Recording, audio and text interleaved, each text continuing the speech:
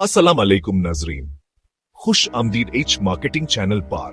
आज की वीडियो खास तौर पर उन खवातीन के लिए है जो ज्वेलरी में खूबसूरती, स्टाइल और बजट तीनों चीजें एक साथ ढूंढती हैं।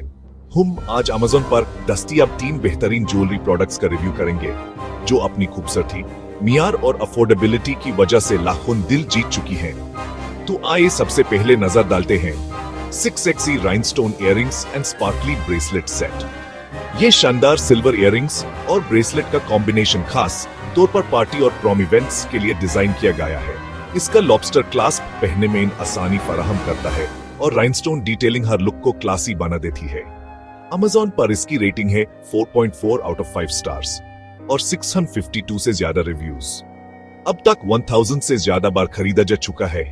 कीमत है सिर्फ $12.24, जबकि असल कीमत थी तुलिजिस नप यानी 4% की बचत।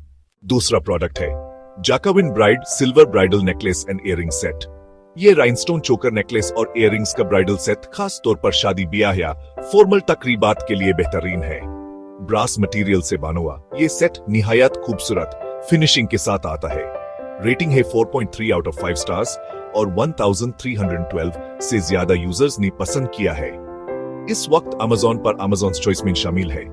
कीमत सिर्फ $9.61 से, जबकि असल कीमत थी $14.32, मतलब 33% की जबरदस्त सेविंग। तीसरा और आखिरी प्रोडक्ट है ग्लेनमल पर्ल राइनस्टोन ज्वेलरी सेट।